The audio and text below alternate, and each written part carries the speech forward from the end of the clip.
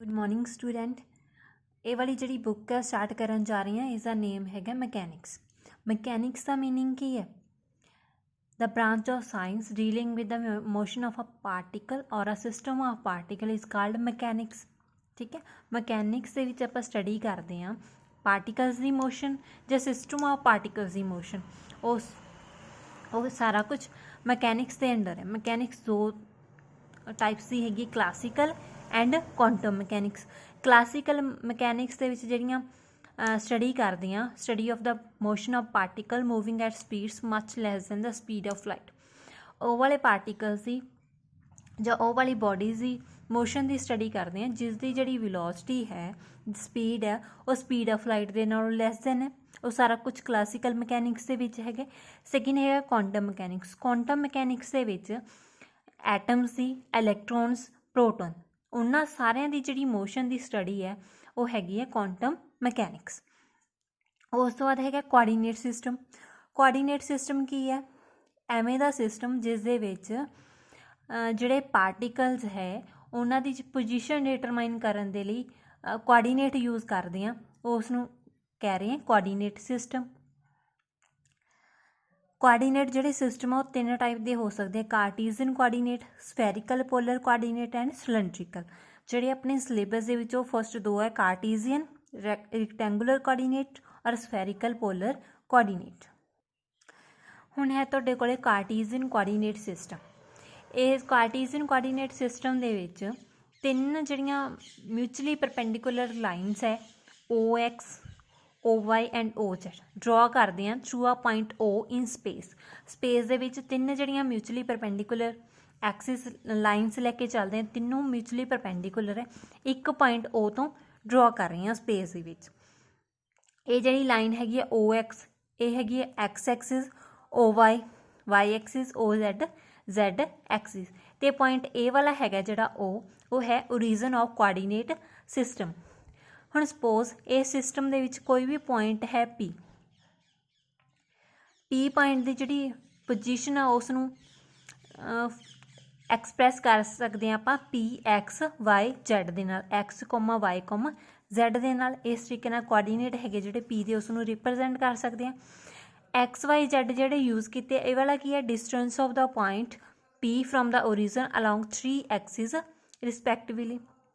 X हैगी है OX दे नाल डिस्टेंस कितना है O तो लैके X तक दा, Y मीनस O तो लैके Y तक दा डिस्टेंस कितना है, ठीक है। ओ Z मीनस O तो लैके Z एक्सिस दे अलॉन्ग डिस्टेंस कितना P पॉइंट दा। हुण motion of particle in Cartesian coordinate अगर स्टडी करांगे उस दे लई तीन यूनिट वैक्टर्स है जिहड़े I कैप, J कैप ते K कैप, तीन आपां डिफाइन करांगे, ठीक है। I कैप यूज़ करांगे along X axis, J cap along Y axis and K cap along Z axis, ठीक है। इस दे विच जिहड़े यूनिट वैक्टर है I J K, इसका मैगनीट्यूड भी फिक्सड होएगा, 1 होना चाहिए, ठीक है। तो इस जिहड़ी डायरैक्शन है वो भी की है फिक्सड होएगी। अगर O ते P पॉइंट नूं आपां ज्वाइन करिए दैन ए वाला डिस्टेंस है R वैक्टर, इस नूं डिनोट करांगे R वैक्टर दे नाल position vector of the point X Y Z। Then R vector की इज इक्वल है X into I cap, X distance है अलॉन्ग X एक्सिस दे वाल, X एक्सिस के लिए यूनिट वैक्टर यूज़ करांगे I cap plus J cap plus Z K cap. इस तरीके दे नाल जिहड़ा पोजीशन वैक्टर है वो फाइंड आउट कर सकते हैं, ठीक है। नैक्सट जिहड़ा सिस्टम है वो तुहाडे कोल है स्फेरिकल पोलर कोआर्डीनेट सिस्टम। इस दे विच जिहड़े कोआर्डीनेट है किसी भी पॉइंट P दे स्पेस दे विच उस नूं रिप्रजेंट करांगे on the surface of sphere, sphere दी सरफेस दे उपर एक्स रिप्रजेंट करांगे। सपोज तुहाडे कोल OX, OY, OZ तीनों म्यूचुअली परपेंडिकुलर एक्सिस हैं drawn from the point O of a sphere of radius R। कोई भी स्फीयर है उसका रेडियस कितना है R है, आपां ड्रॉन किते O पॉइंट तो 3 एक्सिस। अगर P जिहड़ा पॉइंट है उस स्फेरिकल पोलर कोआर्डीनेट नूं डिनोट करिए आपां R थीटा ते फाई दे नाल, ठीक है।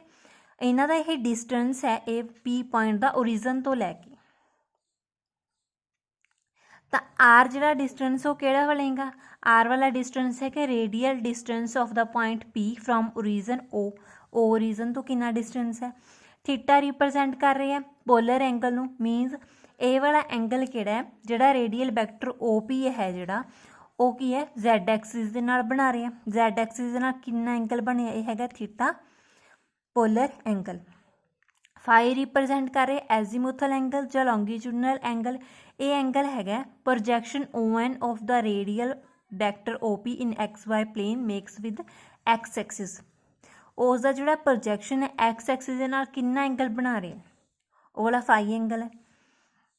ਇਸ ਦੇ ਵਿੱਚ ਮੋਸ਼ਨ ਆਫ ਪਾਰਟੀਕਲ ਨੂੰ ਸਟੱਡੀ ਕਰਨ ਦੇ ਲਈ ਤਿੰਨ ਜਿਹੜੇ ਯੂਨਿਟ ਵੈਕਟਰਸ ਹੈ r cap in the direction of increase in radial distance r, theta cap direction of increase of polar angle and phi cap in the direction of increase azimuthal angle. R theta ते phi है जिहड़े वो तीन आपां की है represent करांगे इस दे विच। हुण तीनों जिहड़े यूनिट वैक्टर्स है कोआर्डीनेट सिस्टम दे विच वो तीनों परपेंडिकुलर होने चाहिए, मीनस तीनों एक दूजे दे ऑर्थोगोनल है। तो सारा जिहड़ा पार्टिकल मूव कर रहा स्पेस दे विच कोआर्डीनेट है आर थीटा ते phi of the point will change, ये चेंज कर सकते हैं। इसलिए ये की है इन्हां दा जिहड़ा मैगनीट्यूड है वो सेम है, फिक्सड रहेगा, मतलब 1 यूनिट है, बट इन्हां दी डायरेक्शन की है वेरी कर सकती है। उस तो बाद रिलेशन फाइंड आउट करांगे spherical polar and Cartesian coordinate दे विच। कार्टीजन कोआर्डीनेट दे विच पी हैगा जिहड़ा उस नूं रिप्रजेंट करांगे PXYZ दे नाल। Projection of radial distance OP in XY plane, XY plane का जिहड़ा रेडियल डिस्टेंस है OP उसका projection means ON is equal to है रो दी। आ वाला ON प्रोजेक्शन किया है ON एक इज इक्वल है रो दे इक्वल है, ठीक है। तो right angle triangle ONP ON ते P ए वाली राइट एंगल ट्रायंगल दे विचों फाइंड आउट करांगे रो दी value, rho is equals to R into sine theta आ जाएगा। फ्रॉम द N पॉइंट तो NA ते NB परपेंडिकुलर ड्रॉ करांगे एक्स एक्सिस ते वाई एक्सिस दे रिस्पैक्टिवली।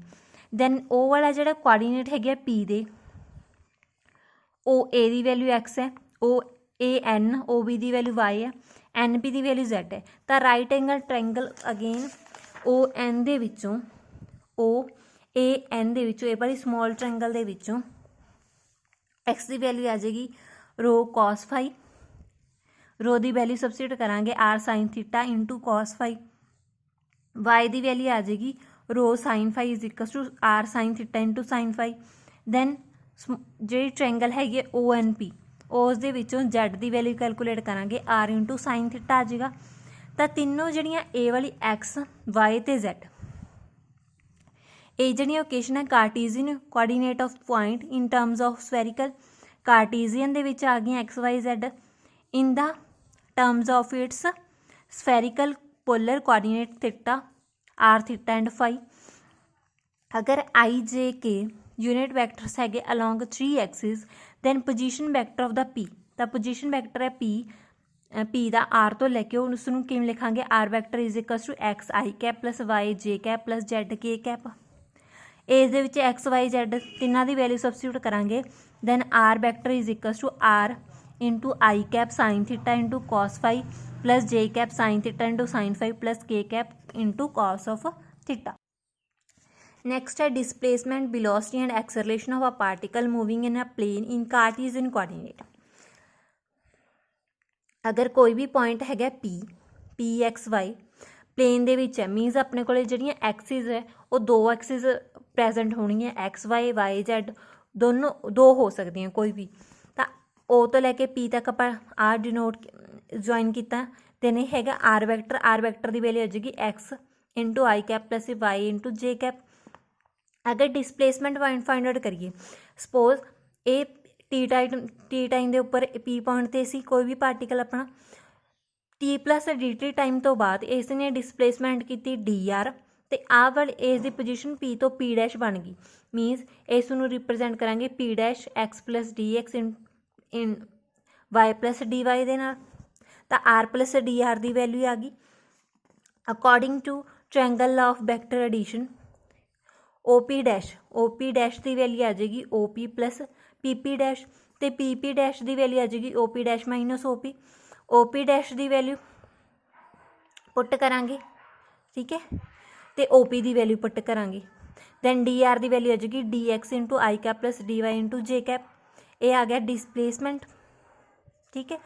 उस तो बाद अगर ये वाली जी फर्स्ट इक्वेशन है R वाली, इसनों डेरीवेटिव करिए, then DR is equals to DX into I cap plus DY into J cap, बिल्कुल सेम आ रहा है इस इक्वेशन की तरह। दैन मैगनीट्यूड है डिसप्लेसमेंट का in small in time interval dt ਦੇ ਵਿੱਚ ਉਸ ਦੀ ਵੈल्यू आ जाएगी √dx square plus dy square. Velocity के केस ਦੇ ਵਿੱਚ ਆ ਵਾਲਾ ਜਿਹੜਾ डिसप्लेसमेंट हैगा r, उसका डेरीवेटिव करांगे, ये वाली जी इक्वेशन है उसका डेरीवेटिव करांगे। दैन dr अपॉन dt ਨੂੰ लिखांगे velocity is equals to dx upon dt into I cap plus dy upon dt into J cap. dx upon dt ਨੂੰ लिख सकते हैं x dot means first derivative of displacement x।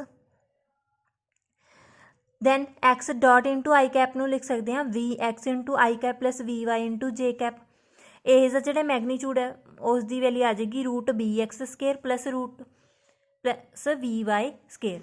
Acceleration के लिए velocity ਨੂੰ derivative करांगे with respect to time. Then acceleration is equals to x double dot into I cap plus y double dot into J cap, ये acceleration की value आ गई। Same way दे नाल मैगनीट्यूड आ जाएगा instantaneous acceleration of the particle, a is equals to √x double dot square plus y double dot square दी। बिल्कुल सेम वे दे नाल displacement velocity and acceleration of particle moving in space दे विच ਜਿਹੜੀਆਂ एक्सिस ਆ ਉਹ ਤਿੰਨੋਂ एक्सिस ਪ੍ਰੈਜ਼ੈਂਟ ਹੋਣਗੀਆਂ x y एंड z। बिल्कुल सेम वे ਦੇ ਨਾਲ ਇਸ ਜਿਹੜਾ स्पेस है ਉਸ ਦੇ ਵਿੱਚ displacement velocity and acceleration of a particle की वैल्यू फाइंड आउट कर सकते हैं।